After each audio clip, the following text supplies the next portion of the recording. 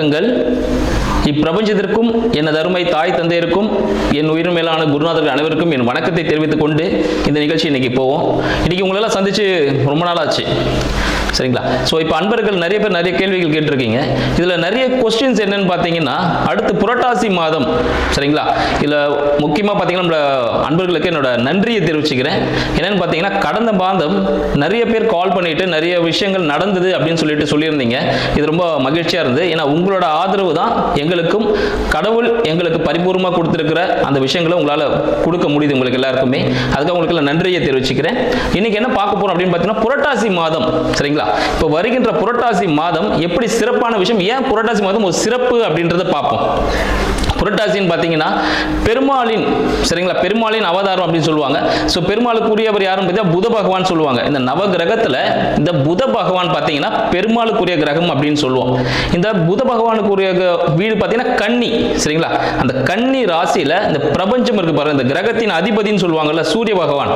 So அவர் வந்து பார்த்தீங்கன்னா இந்த கன்னி ராசியில் சஞ்சரிக்கிற காலம் தான் வந்து பார்த்தீங்கன்னா புரட்டாசி மாதம். இது பார்த்தீங்கன்னா நம்ம தமிழ் மாதத்தில் 6வது மாதமாக வருது, சரிங்களா?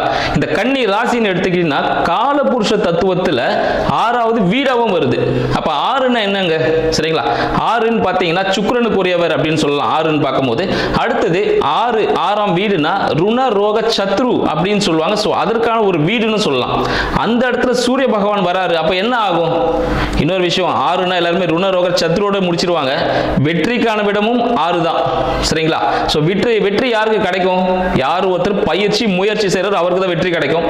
அது 6ஆம் இடம். அந்த இடத்துல சூரிய பகவான் வர்றதுனால வெற்றிகள் நிறைய கிடைக்குங்க. எந்த முயற்சி எடுத்தினாலும் வெற்றி கிடைக்கும், சரிங்களா?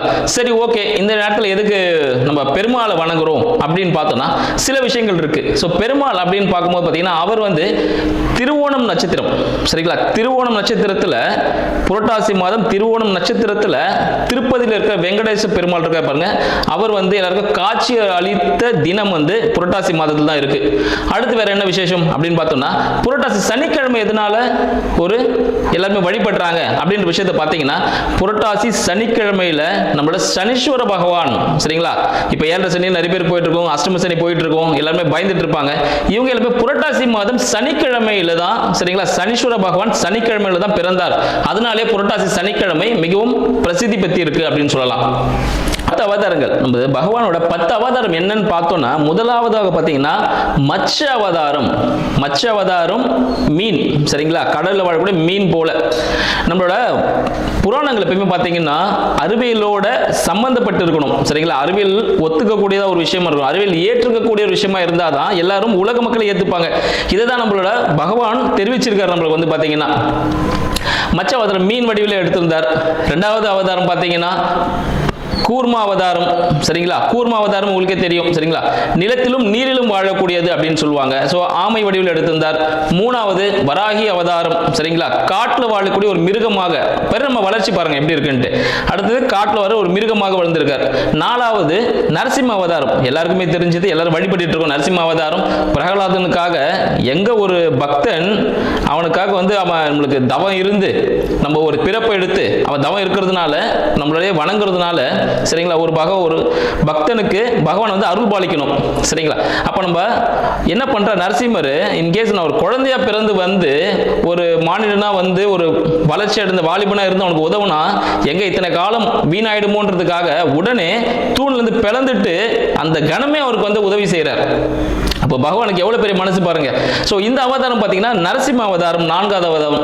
5வது வாமன அவதாரம், அடுத்த பரிணாம வளர்ச்சி. நரசிம்மர் பார்த்தீங்கன்னா மனிதனும் மிருகமும் கலந்த ஒரு அவதாரமா இருந்தார். அடுத்தது வாமன அவதாரம் பார்த்தீங்கன்னா ஒரு குட்டையான ஒரு மனிதனா அவதரிக்கிறார், சரிங்களா? குட்டையான மனிதனா அவதரிச்சுட்டு தன்னோட காலடியாலே இந்த உலகத்தை அழகிறார். 3 அடியால உலகத்தை மொத்தமாக அளந்துட்டார், சரிங்களா? அடுத்தது பார்த்தீங்கன்னா பரசுராமர் அவதாரம் 6வது. அப்போ குட்டையான மனிதன் ஆயாச்சு, அப்புறம் சமைச்சு சாப்பிடணும், சரிங்களா? ஸோ விலங்குகள் வேட்டையாடுறது, ஸோ அது போல அவதாரங்கள் செஞ்சுட்டு இருந்தார். அடுத்தது பார்த்தீங்கன்னா 7வது அவதாரம் பார்த்தீங்கன்னா ராம அவதாரம். ராம அவதாரத்தில் என்ன பண்றார்? அடுத்து திருமணம் போகணும் பார்த்தீங்களா? திருமணம் போகக்கூடிய அந்த காலகட்டம்ல திருமணத்துக்கு என்ன பண்ணும், ஒரு கணவன் ஒரு மனைவி அப்படின்ற மாதிரி எப்படி நெறியோட வாழணும்னு கற்றுக் கொடுத்தார். அடுத்தது 8வது அவதாரம் பலராம அவதாரம். ஒரு பலமிக்க மனிதனா இருந்துட்டு ஒரு விவசாயம் செஞ்சுட்டு இருக்கணும், ஸோ விவசாயம் செஞ்சு எப்படி மனிதன் வாழணும் அப்படின்னு சொல்லிட்டு அந்த அவதாரத்தை காட்டியிருந்தார். அடுத்து பார்த்தீங்கன்னா 9வது பார்த்தீங்கன்னா கிருஷ்ண அவதாரம். இப்போ எல்லாருமே பார்த்தீங்கன்னா இப்போ 9வது அவதாரத்தை தான் எல்லாம் வணங்கிட்டு இருக்கோம். ஏன்னா இந்த காலகட்டத்துக்கு அதுதான் தெரிஞ்ச ஒரு விஷயமா இருக்கு. கிருஷ்ண அவதாரம் எல்லாருக்குமே தெரிஞ்ச ஒரு விஷயம். சரியா, கம்சனை தும்சம் செய்யறதுக்காக வந்திருந்தார் அப்படின்னு சொல்லுவோம். 10வது கல்கி அவதாரம் சொல்லுவோம். கல்கி அவதாரம் இன்னும் பிறப்பு எடுக்கல அப்படின்னு சொல்றாங்க. ஏன்னு பார்த்தீங்கன்னா இந்த கல்கி 10வது அவதாரத்தில் இப்போ நம்ம இருக்கோம், இது கலியுகம்னு சொல்லுவாங்க. சரிங்களா, இந்த கலியுகம்னா என்னன்னு பார்த்தீங்கன்னா எல்லாருமே முடியக்கூடிய ஒரு காலகட்டம் அப்படின்னு சொல்லுவோம். எப்பயுமே பகவான் பார்த்தீங்கன்னா ஒரு அவதாரம் எடுக்கிறார் அப்படின்னா உடனே நாளைக்கு இன்னைக்கு ஒரு குழந்தை பிறந்துடும், 10 மாசத்துல குழந்தை பிறக்கும் அப்படின்ற கதை இல்லைங்க. சரிங்களா, பகவான் பிறக்கிறான்னு பார்த்தீங்கன்னா 4,32 வருடங்களாகும் ஒரு அவதாரம் எடுக்கணும்னா. சரிங்களா, அப்போ பார்த்தீங்கன்னா 4,32 அவதாரம் அப்படி எடுத்திருக்காருன்னா இன்ட்டு 4னும் போது அது கிரேதா யுகம்னு சொல்லுவாங்க. அப்போ கிரேதா யுகத்தில் 4 அவதாரம், ஃபர்ஸ்ட் 4 அவதாரம் முடிஞ்சிச்சு. அடுத்து திரேதா யுகம். திரேதா யுகம்ல 4,32,000 வருடங்கள். அப்போ 4,32,000 இன்ட்டு 3 அப்படி போகும்போது திரேதா யுகம்னு சொல்லிட்டு. அடுத்தது துவாரபாக யுகம். துவாரபாக யுகம் பார்த்தீங்கன்னா 4,32 ஆண்டுகள் இன்ட்டு 2 வருடங்கள், இது துவாரபாகியம் சொல்லுவாங்க. கடைசியா பார்த்தீங்கன்னா கலியுகம் 4,32 ஆண்டுகள். இப்போ நம்ம போயிட்டு இருக்கோம். இப்போ நம்ம 4,32 ஆண்டுகள்ல 5,125வது ஆண்டு தான் இருக்கும். பகவான் எப்போ அவதரிப்பார் தெரியுங்களா? இந்த 4,32 ஆண்டுகளை கடைசியில் இருக்க 27ஆம் ஆண்டு தான் பகவான் அவதரிப்பார். இப்போ நம்ம இந்த காலகட்டத்தில் இருக்கோம், அப்போ பகவான் இன்னும் அவதரிக்க போகிறார் அப்படின்னு சொல்லலாம். சரிங்களா, இப்போ இந்த கலியுகம்ல தான் நம்ம எல்லாருமே வாழ்ந்துட்டு இருக்கோம் அப்படின்னு சொல்லுவோம். இந்த கலியுக காலத்துல இப்ப ஏன் பகவான் பார்த்தீங்கன்னா புரட்டாசி மாதத்துல வணங்குறோம் அப்படின்னா, இந்த சூரிய பகவான் பார்த்தீங்கன்னா கன்னி ராசியில் இருக்கும் போது நீர்நிலைகளில் இருக்க கிருமிகள்லாம் பார்த்தீங்கன்னா கொஞ்சம் மாற்றம் அடையும் அப்படின்னு சொல்லலாம்.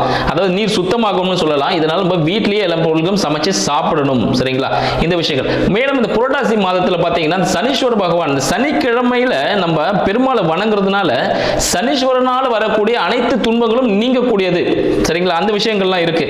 சரிங்க, இந்த புரட்டாசி மாதம் அப்படின்னு பண்ணா நம்ம தழு போடுறது அப்படின்னு சொல்லுவோம். சரிங்களா, பகவானுக்கு படையல் வைக்கிறது. ஏன் இந்த சனிக்கிழமையில தான் பண்றோம்? சனிக்கிழமை ஏன் அந்த 3வது வாரம் தான் பண்றோம் அப்படின்னு சில விஷயங்களும் இருக்கு. ஏன்னா நம்ம ஒரு ஊருக்கு போனோம்னா அந்த பஸ் ஸ்டாம்புக்கு போனாதான் அந்த பஸ்ல இருந்து ஏறி அந்த ஊருக்கு போக முடியும்.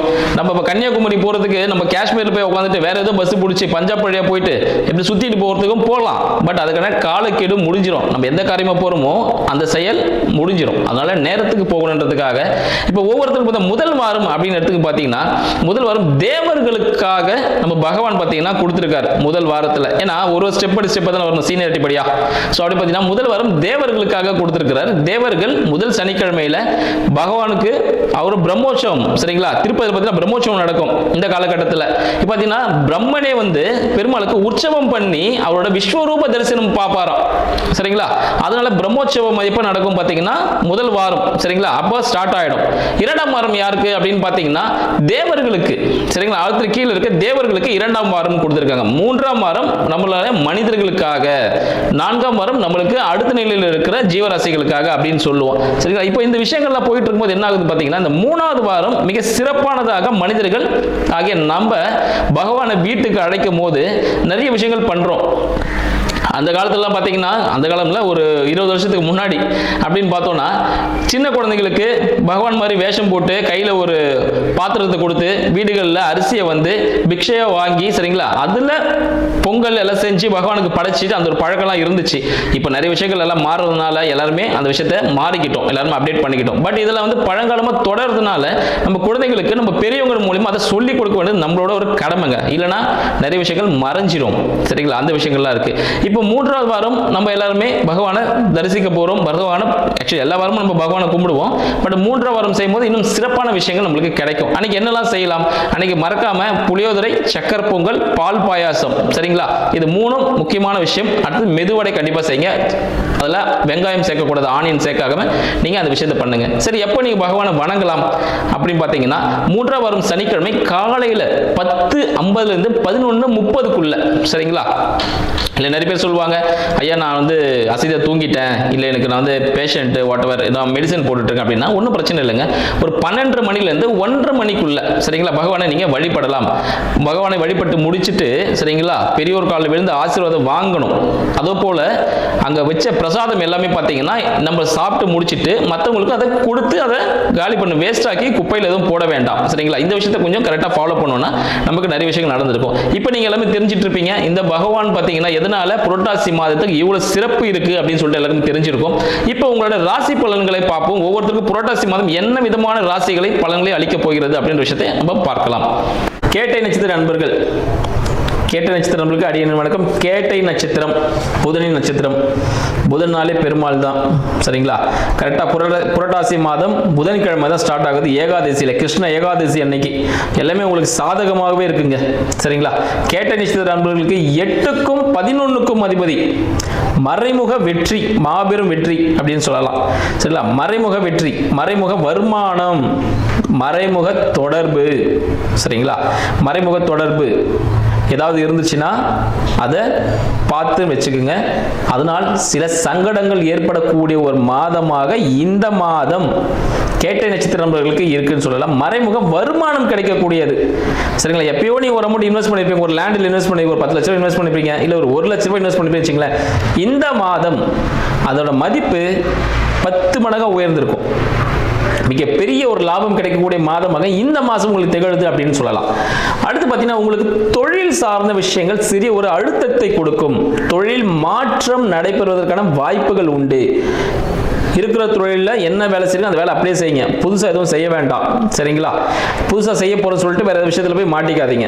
அதுபோல் உங்களை உயர் அதிகாரிகளை சரிங்களா, உயர் அதிகாரிகளை எப்போதும் பழித்து பேச வேண்டாம். ஏதாவது நேரத்தில் ஏதாவது திட்டிருப்போம், அதை போய் உங்கள் ஃப்ரெண்டு என்ன போட்டு கொடுத்துருவாரு. அதனால உயர் அதிகாரிகளை பழித்து பேச வேண்டாம். ஏன்னா இப்போ உங்களுக்கு ப்ரமோஷன் டைம் போய்கிட்டு இருக்கு சரிங்களா. அடுத்த ஒரு இன்க்ரிமெண்ட் கொடுக்கலாம் அப்படின்னு போயிட்டு இருக்கு. இந்த காலகட்டத்தில் நீங்கள் உங்களோட எப்படி நடந்துக்கிறீங்க பொறுத்து அந்த ப்ரமோஷன்ஸ் நடக்கிற வாய்ப்புகள் உண்டு. உங்கள் உயர் அதிகாரிகள் உங்களை கண்காணித்துக் கொண்டிருக்கக்கூடிய மாதமாக இந்த மாதம் திகழுது. அரசாங்க அனுகூலங்கள் கிடைக்கும். அரசாங்க உதவிகள் ஏதாவது நீங்க இருக்குன்னா அதுவும் கிடைக்கும். பேங்க் லோன் ஏதாவது ட்ரை பண்றீங்கன்னா அதுவும் கிடைக்கும். வீடு வண்டி வாசல் வாங்குறதுக்கு பேங்க் லோன் சக்சஸ்ஃபுல்லா கிடைக்கிறதுக்கான வாய்ப்புகள் இந்த மாதம் இருக்கு அப்படின்னு சொல்லலாம்.